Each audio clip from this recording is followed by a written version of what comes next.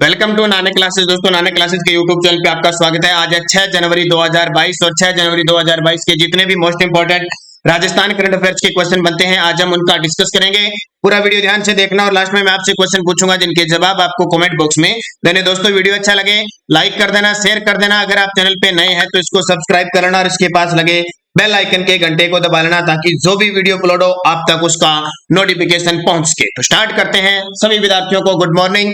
पहला क्वेश्चन देखिए, miss tin international 2021 का खिताब किस राजस्थानी सुंदरी ने जीता है? जी बिल्कुल, फिर राजस्थान को एक खिताब हाथ लगा है और वो एक राजस्थान की सुंदरी ने जीता है। उसका नाम है मिस टीन इंटरनेशनल 2021 और ये खिताब जीता है मन्नत सिवाच ने। किसने जीता है?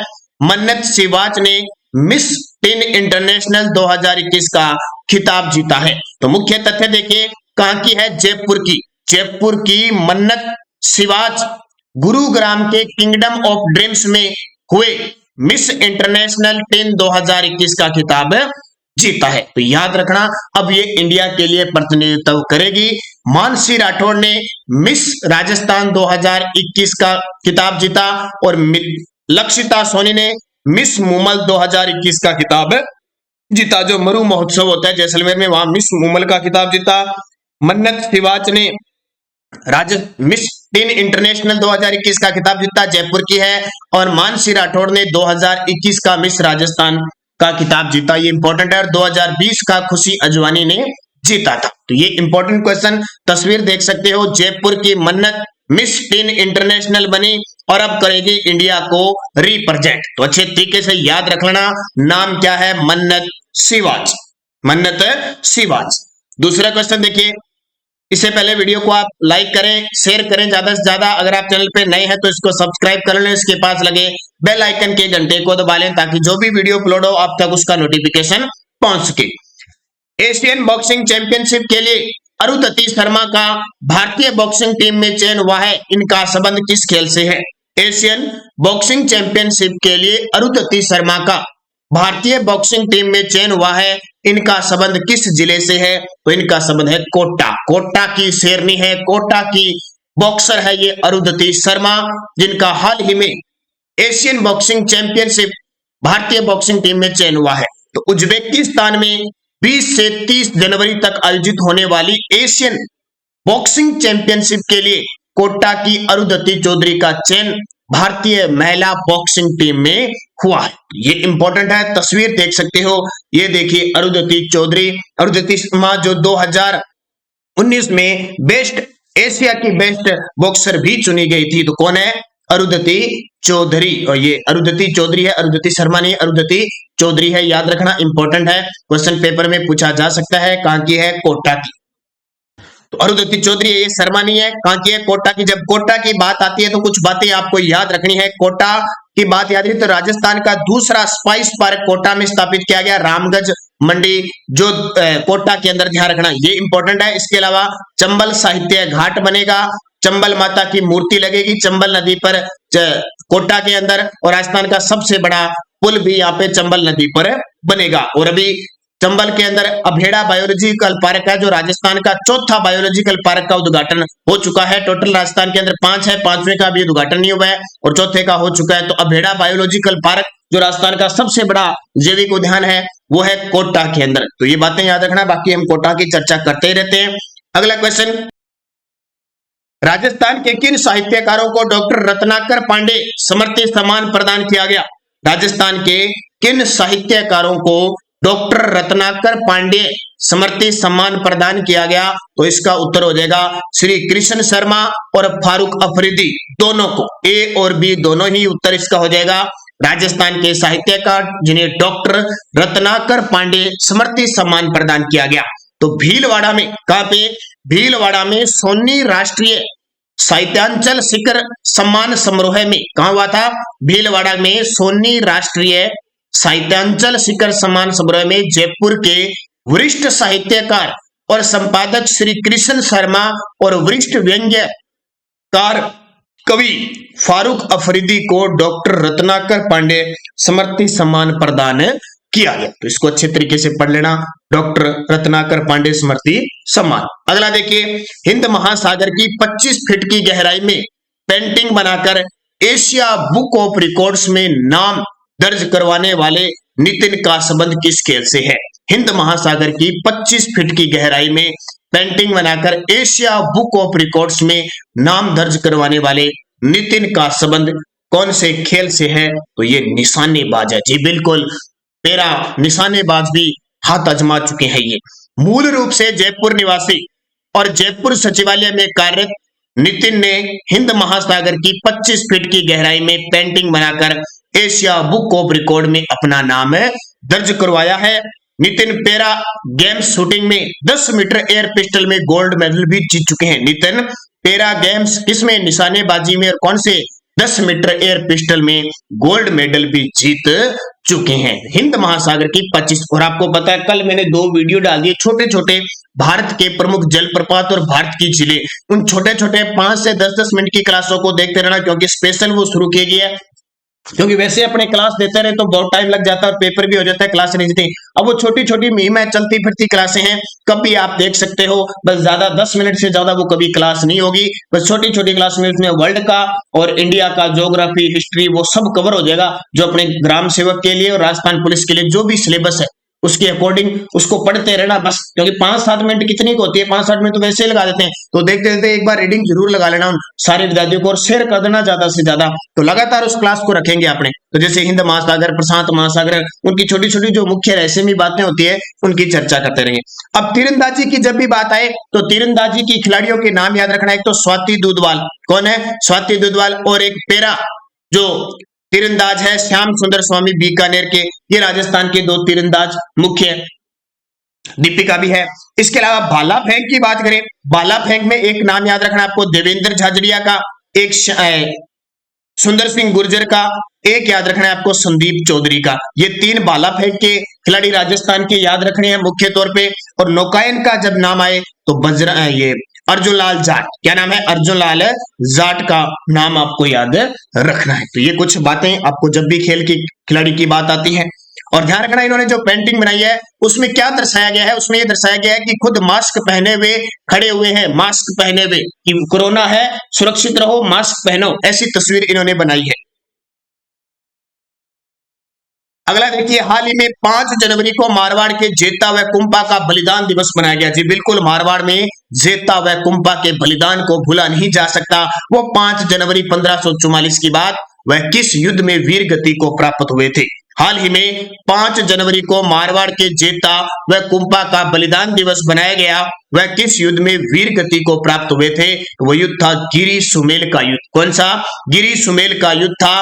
5 जनवरी 1544 को गिरी सुमेल, यानी जिसको कहते हैं जेतारण का युद्ध, और स्थान कहां पे है? पाली का युद्ध। मारवाड़ के शासक मालदेव और दिल्ली के शेरशाह सूरी के बीच हुआ, जिसमें मालदेव के सेनापति जेता और कुंपा लड़ते हुए वीर गति को प्राप्त हुए थे। और जेता और कुंपा की समाधि गिरी सुमेल पाली में बनी हुई है। तो ये बहुत बड़ा युद्ध था, गिरी सुमेल का युद्ध, 5 जनवरी 1544। शेरशाह सूरी इस युद्ध में हारता हारता बच जाता है और लास्ट में कहता है कि मैं मुट्ठी भर बाजरे के लिए हिंदुस्तान की बादशाहता खो देता। वो इसी युद्ध से संबंधित है। वो 5 जनवरी 1544 की बात, जिसमें मारवाड़ के 2 वीर योद्धा जेता और कुंपा लड़ते हुए वीर गति को प्राप्त हुए थे। बिथोड़ा का युद्ध 8 सितंबर 1857 को हुआ था अववा के ठाकुर कुशाल सिंह और मारवाड़ की सेना के बीच। पाइबा साहिबा का युद्ध 1541 में हुआ था बीकानेर के राव जेठ सिंह और मारवाड़ के मालदेव के बीच, जिसमें राव जेठ सिंह मारा गया। और खानवा का युद्ध 17 मार्च 1527 को राणा सांगा और बाबर के बीच हुआ था। तो इस बलिदान दिवस को मनाया जाता है 5 जनवरी को जेता और कुंपा के। तो युद्ध कौन सा हो गया? गिरी सुमेल। अगला देखिए, पीडीएफ हमारी टेलीग्राम पे आपको प्राप्त हो जाती है रोज शाम को टेलीग्राम पर, Nanak classes Rajasthan current affairs नाम से। ये हमारा जो टेलीग्राम ग्रुप बना हुआ है, इसमें लगभग 22,000 प्लस विद्यार्थी जुड़े हुए हैं।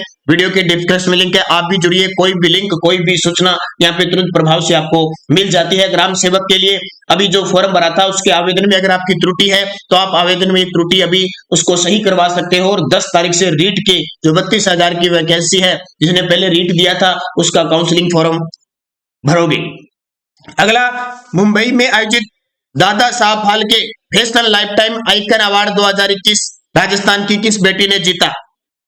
मुंबई में आयोजित Dada Saheb Phalke fashion life time icon award 2021 Rajasthan की किस बेटी ने जीता? तो इसका उत्तर हो जाएगा दिव्यानी, डॉक्टर दिव्यानी कटारा ने मुंबई के अंदर आयोजित Dada Saheb Phalke fashion life time icon award 2021 का खिताब जीता है। तो कहां की है? वागड़ की है, आदिवासी क्षेत्र की वागड़ की दिव्यानी कटारा ने 2021 का Dada Saheb Phalke fashion icon life time award जीता। इंपॉर्टेंट है, आदिवासी क्षेत्र से निकलकर और मुंबई में जाकर Dada Saheb Phalke fashion life time icon award जीतना बहुत बड़ी बात है। इन्होंने राजस्थान का, आदिवासी क्षेत्र का, दक्षिणी राजस्थान के वागड़ क्षेत्र का नाम रोशन किया, इसलिए हाल ही में चर्चा में आगे कौन है? दिव्यानी कटारा। दिव्यानी कटारा। दर्शना राठौड़ जो निशानेबाज है, स्वाति जागीर, स्वाति जागीर भी एक अजमेर की है जिन्होंने बच्चों को पढ़ाया है, ठीक है, दिव्यांग बच्चों को पढ़ाया है। पायल जागीर अलवर की है, ये तो बहुत चर्चा में, बाल विवाह, सामाजिक कुरीतियों, ठीक है, कुरीतियों के विरुद्ध इन्होंने, जो बुराइयों के विरुद्ध आवाज उठाते हुए, इसलिए बिल एंड मेलिंडा गेट्स से इन्हें सम्मानित भी किया था। ये सारी चीजें याद रखना है, इंपॉर्टेंट है आपके लिए। अगला, राजस्थान क्रिकेट संघ ने यानी आरसीए राजस्थान क्रिकेट एसोसिएशन ने कितने रणजी मैच खेलने वाले खिलाड़ियों को पेंशन देने की घोषणा की है? जी बिल्कुल, अभी हाल ही में राजस्थान क्रिकेट संघ के अध्यक्ष वैभव गहलोत ने घोषणा की है। किसने? वैभव गहलोत ने घोषणा की है कि जिस खिलाड़ी ने राजस्थान की तरफ से 3 रणजी मैच खेले हैं उन्हें हम पेंशन देंगे। कितने? 3 रणजी मैच खेले हैं उन्हें हम पेंशन देंगे। इसके द्वारा, उनकी संस्था के द्वारा पेंशन दी जाएगी।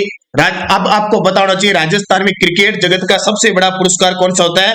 मथुरा दास माथुर अवार्ड, जो हाल ही में रवि बिश्नोई को सीनियर वर्ग में देने की घोषणा की है। 28वें मथुरा दास माथुर। राजस्थान में बेस्ट पुरुष क्रिकेटर अवार्ड दिया जाता है, मथुरा दास अवार्ड। और महिला क्रिकेटर्स के लिए हाल ही में जोशी परिवार के द्वारा सुंदर कांति जोशी अवार्ड शुरू किया गया है। लेकिन राजस्थान क्रिकेट संघ के अध्यक्ष वैभव गहलोत ने घोषणा किया कि हम भी एक क्रिकेट जगत का अलग से एक पुरस्कार देंगे, जो क्रिकेट जगत का सबसे बड़ा पुरस्कार होगा वो संस्था की तरफ से दिया जाएगा। तो ये 2 घोषणा हुई है, एक तो जिस खिलाड़ी ने 3 रणजी मैच खेले हैं, कितने? 3 रणजी मैच खेले हैं, उनको इस संस्था के द्वारा पेंशन दी जाएगी। और दूसरा घोषणा किया कि जल्द ही हम हमारी तरफ से भी क्रिकेट का सबसे बड़ा पुरस्कार शुरू करेंगे, क्योंकि इससे पहले मथुरा दास माथुर अवार्ड पुरुषों में मिल रहा है और महिलाओं में शुरू हो चुका है सुंदर कांति जोशी अवार्ड। तो ये दोनों ही आपके लिए इंपॉर्टेंट है, परीक्षा में यहां से क्वेश्चन पूछा जा सकता है। अगला क्वेश्चन देखिए, राज्य की पहली रोबोटिक थायराइड कैंसर सर्जरी किस अस्पताल में की गई? राज्य की पहली रोबोटिक थायराइड कैंसर सर्जरी किस अस्पताल में की गई है? तो ये की गई है जोधपुर एम्स में। एम्स जोधपुर के अंदर राज्य की पहली robotic thyroid cancer surgery, robotic है, रोबोट तरीके से, तो प्रदेश की पहली robotic thyroid cancer surgery Jodhpur के एम्स अस्पताल में की गई है। अब आप सोचते हो सर इस प्रकार का क्वेश्चन, जी बिल्कुल, वीडियो के एग्जाम में इस प्रकार के 2 क्वेश्चन पेपर में पूछे, कैंसर से संबंधित या हॉस्पिटल से संबंधित कोई भी कार्यवाही से है, तो इस प्रकार के क्वेश्चन पेपर में आएंगे। जो कल मैंने आपको दी थी ना, कैथोलिक लैब स्थापित की गई, वो भी एसआई के पेपर में क्वेश्चन आया था। तो इस प्रकार के क्वेश्चन एक आधा पूछा जा रहा है, और कंफ्यूज सबसे ज्यादा जयपुर और जोधपुर में होते हैं कि जयपुर उत्तर होगा, जोधपुर होगा। तो प्रदेश की पहली robotic thyroid cancer surgery Jodhpur के एम्स अस्पताल में की गई है। एम्स ऑन्कोलॉजी विभाग द्वारा राज्य की पहली अत्याधुनिक रोबोट तकनीक से थायराइड की सफल सर्जरी की गई है। तो याद रखना, इसके अलावा ध्यान रखना, अब जोधपुर एम्स बात आ गई। अब बजट के अंदर देखो जोधपुर में और क्या घोषणा हुई है। जोधपुर के अंदर एक रीजनल, जो भी पेपर में आ चुका है, रीजनल कैंसर इंस्टीट्यूट की स्थापना की जाएगी। और उदयपुर व जोधपुर के अंदर योग और नेचुरोपैथी कॉलेज की स्थापना की जाएगी। इसके अलावा जोधपुर के अंदर international centre of excellence in panchakarma की स्थापना डॉक्टर सर्वपल्ली राधाकृष्णन आयुर्वेद विश्वविद्यालय में भी की जाएगी।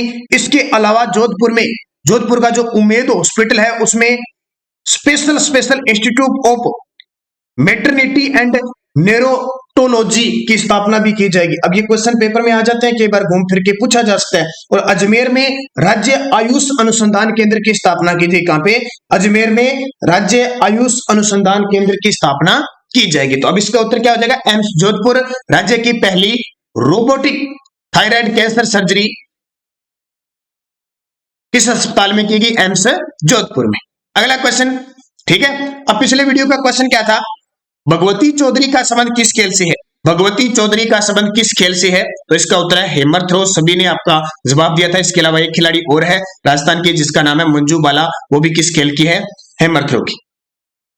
अब वीडियो के लास्ट में जिसका जवाब आपको कमेंट बॉक्स में देना है। राजस्थानी भाषा का केंद्रीय बाल साहित्य पुरस्कार 2021 किसे प्रदान किया गया? राजस्थानी भाषा का केंद्रीय बाल साहित्य पुरस्कार 2021 किसे प्रदान किया गया? कीर्ति शर्मा, देवेंद्र मेवाड़ी, डॉक्टर मंगल बादल और अनीता वचरत्नी। ठीक है, इनमें से सही जवाब आपको कमेंट बॉक्स में देना है। अब यस्टरडे डोज क्या थी?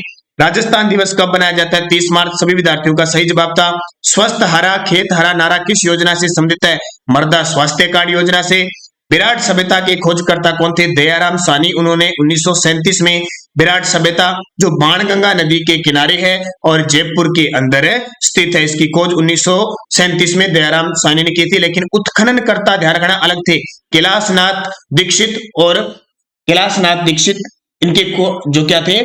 खोजकर्ता थे। इसके अलावा कालीबंगा उत्खननकर्ता थे। कालीबंगा सभ्यता के उत्खननकर्ता कौन थे? बीबी लाल व बीके थापर। जबकि खोज किसने की थी? 1952 में अमलानंद घोष ने की थी। कालीबंगा काले रंग की चूड़ियां घग्गर नदी के किनारे हनुमानगढ़ के अंदर स्थित है। कपास के, भूकंप के, अग्नि के ये साक्ष्य मिले हैं यहाँ से। स्पेशल शल्य चिकित्सा के कहां से? कालीबंगा से। आर्य सभ्यता की खोज किसने की? 1953 में अक्षय कीर्ति व्यास ने की थी। किसने? अक्षय कीर्ति व्यास ने इसकी खोज की थी। आर्य सभ्यता बेड़च या आड़ नदी के किनारे है और इसके उत्खननकर्ता थे आरसी अग्रवाल। कौन थे? आरसी अग्रवाल थे। और एचडी सांकलिया इसके उत्खनन करता थे। चावल के अवशेष मिले हैं यहाँ पे। स्पेशल चावल से परिचित है, उद्योग धंधा था इनका, आर्थिक व्यवस्था। बाकी तांबे की कुल्हाड़ी यहाँ से प्राप्त हुई है और ताम्र नगरी के नाम से जाना जाता है और इसको धूलकोट और अघाटपुर भी कहा जाता है। ये 5 क्वेश्चन जिस भी विद्यार्थी ने सही जवाब दिए उन सभी को हार्दिक शुभकामनाएं। और अब नेक्स्ट डोज आपके लिए राज्यपाल से संबंधित क्वेश्चन है। राजस्थान के राज्यपाल जिन्हें राष्ट्रपति ने बर्खास्त किया था, राजस्थान की तीसरी महिला राज्यपाल कौन थी? राज्य के राज्यपाल जो देश के विदेश मंत्री रहे। राज्य में प्रथम राष्ट्रपति शासन काल के समय राज्यपाल कौन थे?